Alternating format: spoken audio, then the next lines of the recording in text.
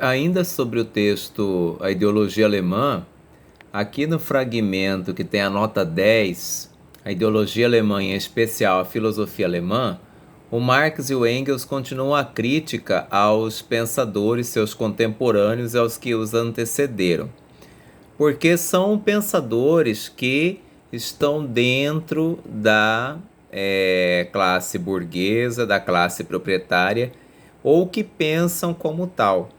E aí, eles são indivíduos que estão entusiasmados com o desenvolvimento da Alemanha, com o processo de industrialização da Alemanha, com o crescimento urbano da Alemanha, porque não sei quem tem lembrança disso, do ensino médio, mas a Alemanha ela se forma como Estado unificado tardiamente. Então, por exemplo, Portugal, Espanha, França e Inglaterra, nessa ordem, elas se formam na passagem do século XIV para XV, né?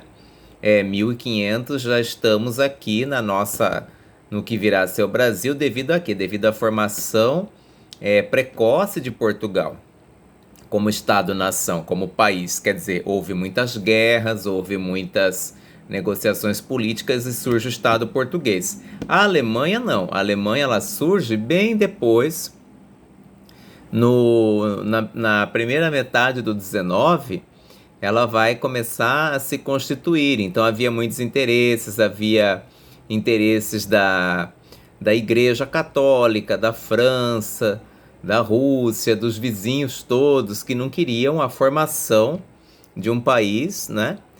Da Áustria, que não queriam a formação de um país que ameaçasse o equilíbrio de poder da Europa, porque seria um país muito grande, né?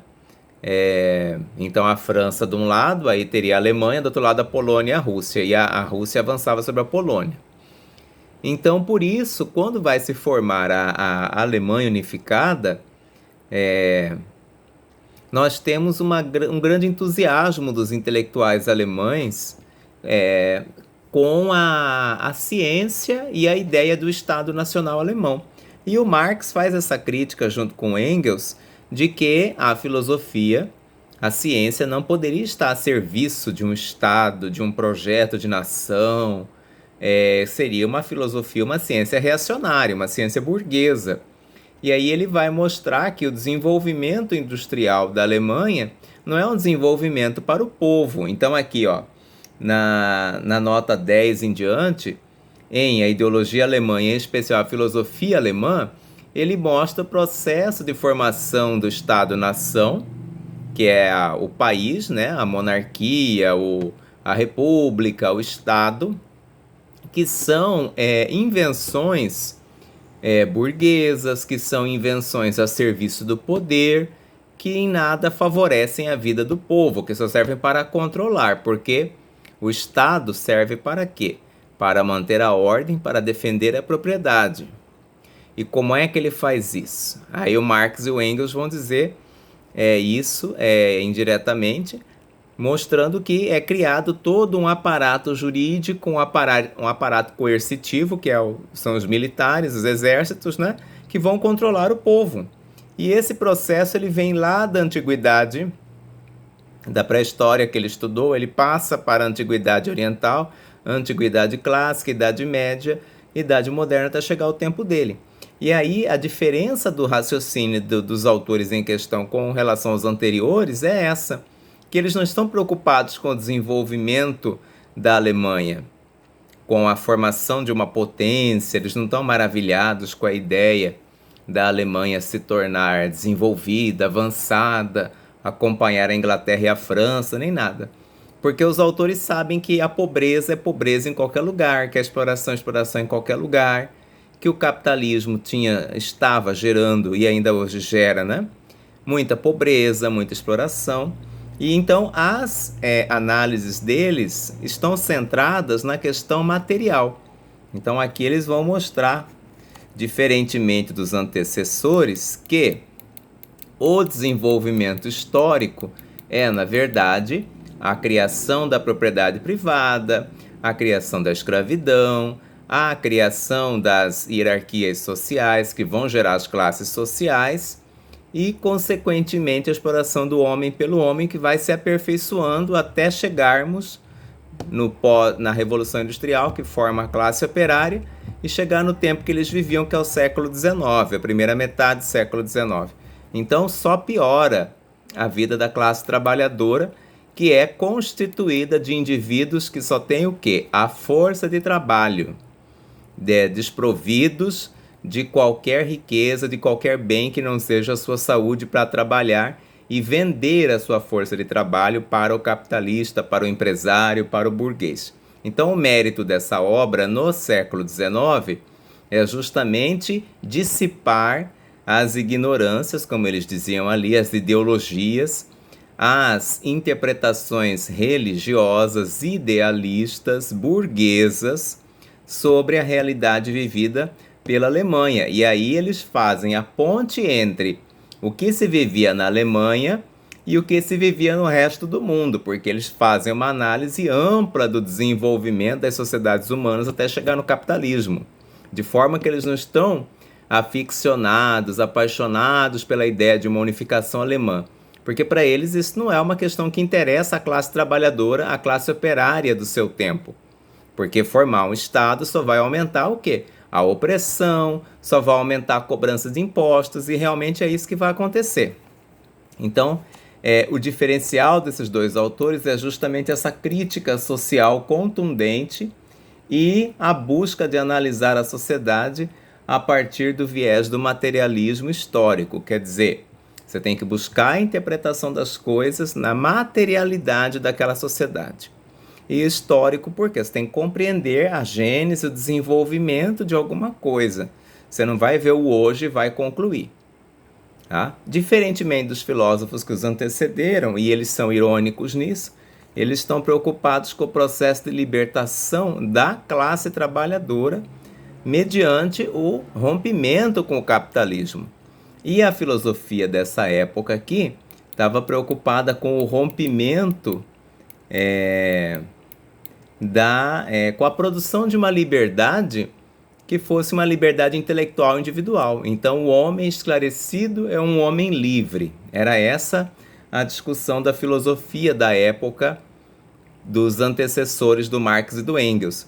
E o Marx e o Engels vão dizer que não, um homem livre é um homem que está consciente da sua opressão diante do capitalismo, e um homem que pode se organizar para lutar. É um homem que está compreendendo todos os processos de alienação gerados pelo capitalismo. Um homem que tem liberdade de se associar, produzir uma entidade sindical, por exemplo, e lutar pela liberdade da classe trabalhadora. Só que os intelectuais anteriores a eles entendiam que não, que a liberdade era uma questão de liberdade intelectual. Você é uma pessoa que estuda, você compreende o lugar social, o momento de onde você fala, você compreende os processos filosóficos, então você é livre.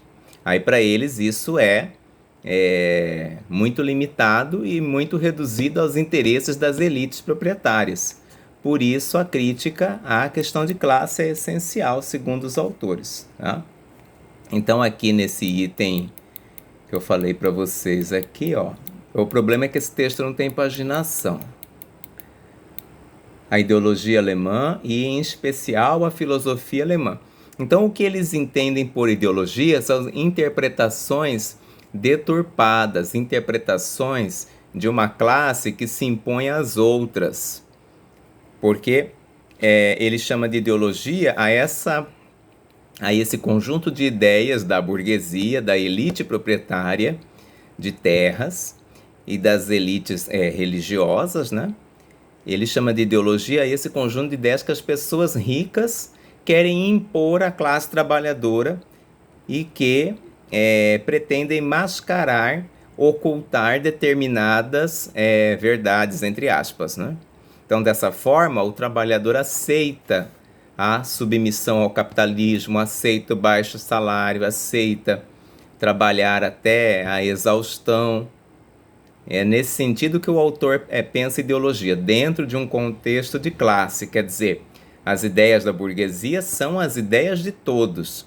E a classe trabalhadora, nesse momento que ele fala aí, está começando a discutir isso, porque ele é um homem da luta política também, da ação.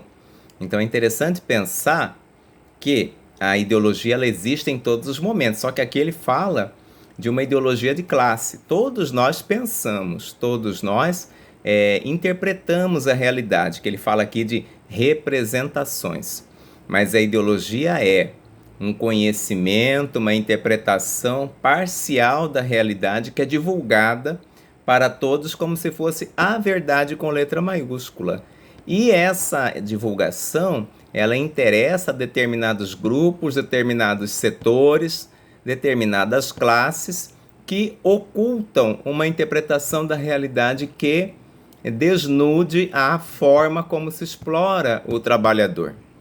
E é isso que o Marx faz, ele explica detalhadamente nessa obra aí na sequência, em O Capital, como é que funciona os mecanismos de exploração da classe trabalhadora, como é que funcionam. E aí, é claro, ele é bastante criticado porque achava-se um absurdo ele defender o interesse do trabalhador, sendo que a subordinação do pobre era pensada como natural, né? A ideia do voto ainda não era um voto para todos. O voto ainda era censitário na época que Marx viveu. Então há um conjunto de lutas políticas que vão produzir a mudança social a partir do que ele escreveu e a partir do que ele divulgou nos eventos organizados visando o interesse da classe trabalhadora. Então, ele não era só um teórico, ele era também um homem da ação, isso é muito importante dizer.